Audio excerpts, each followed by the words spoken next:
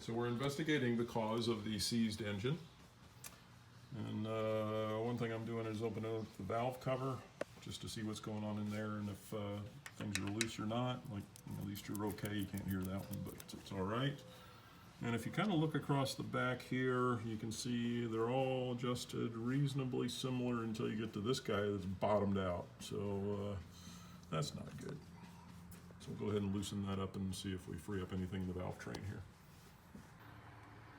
All right, maybe you guys saw this in the other clip, but generally these V8s have 2 valves per cylinder, which means 2 lifting rods. So there's cylinder 5, cylinder 6, cylinder 7, and kind of hard to see, but one of these things is not like the other. There's cylinder 8, and you can see this one's got the special pneumatic lifter. So I think I see it down in there. We might be able to fish it out, but just another thing after 50 years. Okay guys, just wanted to give you a progress report. I think we got the car in on Friday, and I don't know can't remember what day I started messing around with it.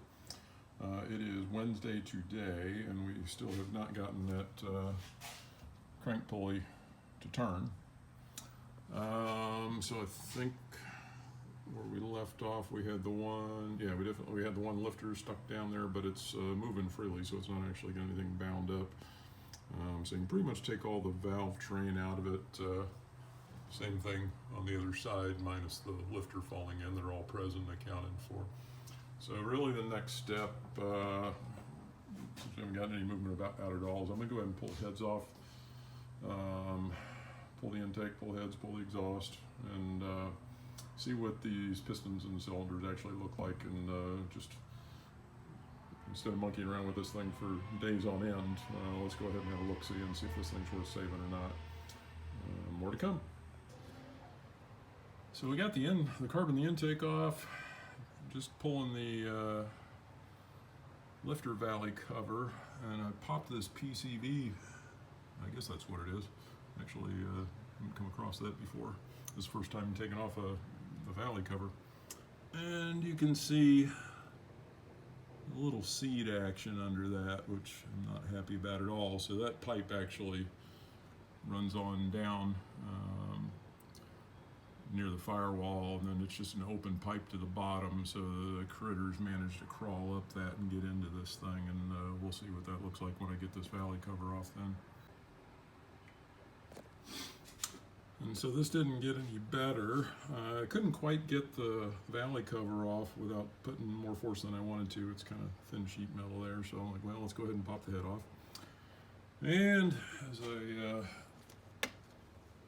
got the exhaust manifold off, the good news is all the exhaust manifold bolts came out without breaking. The bad news is we got more seatage and things in 3 of the cylinders there, or at least 3 of the exhaust ports. So apparently they were crawling up the tailpipe, or if some of those valves were open, they were skedaddling on through those. So we'll see what this looks like when I get this head off. Starting to wonder if it won't turn because it's compressed on stuff. We'll see what happens when we open this thing. I guess it was about a week and a half ago I opened the spark plugs and popped fluid in there and then sealed them back up. Valves would have still been open. I took the rocker arm cover a few days ago, so if there's anything live in there, we'll see how long it can survive with in a combustion chamber with a little bit of fuel and whatever seed they had packed with them. This guys was finally able to get this valley cover off. Some of the gasket and stuff fell in there, and actually that seed I was seeing, not too much made it in there. There's actually a little box on the other side of that valley cover that contained most of that. But there you can see there's our missing lifter.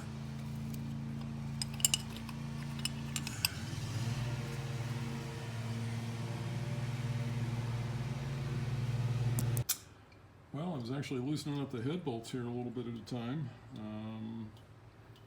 And all of a sudden a little bit of fluid started coming out. Kind of surprised that there was coolant in it.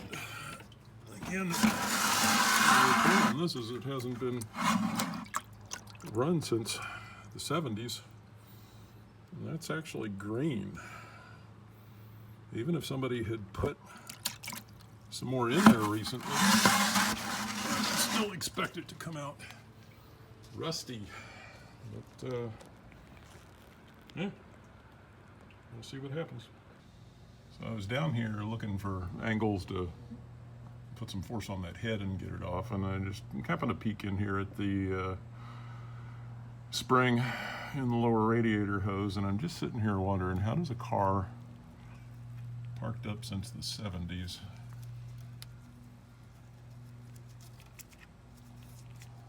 have that thing still intact? That is a mystery.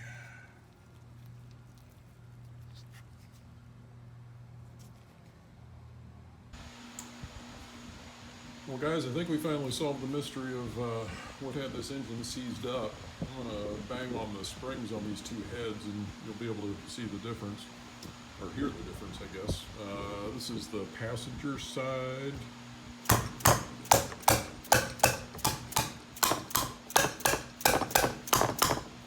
You can kind of hear all that. You can see what we're coming up to here, but on the driver's side,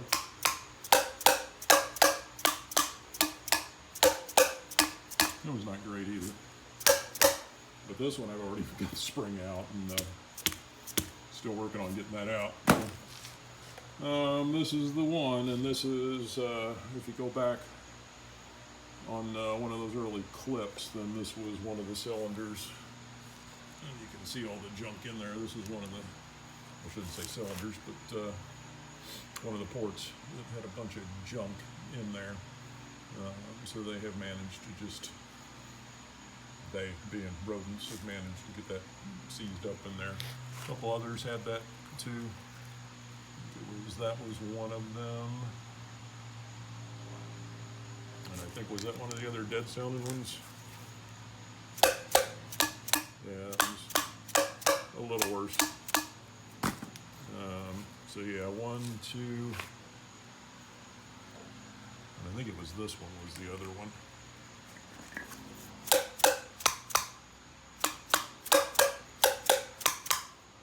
A little bit of difference there on the sound from intake to exhaust too, but this was the guy. And when I had unbolted this head, then it came up just a little bit on this side, just enough to leak out some of the coolant, as you might recall, which was surprisingly green in there. I'm guessing maybe somebody just put pure antifreeze in there, no water at all. But so it, yeah, it actually just lifted this up enough, and then that was what freed up the engine.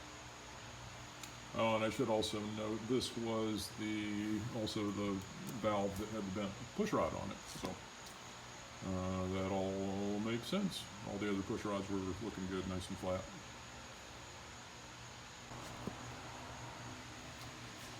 The engine itself actually turns freely now and has since that head just, I mean, it only popped up maybe a 1/16 of an inch.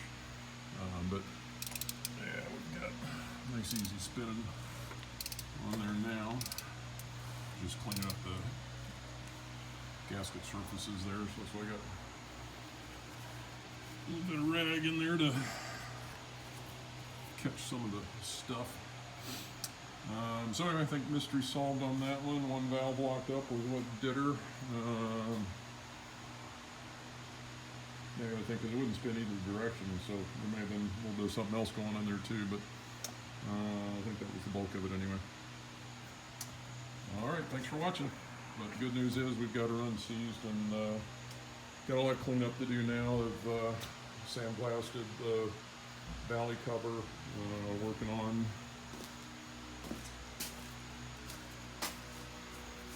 Yeah, you probably can't see too much of that in there.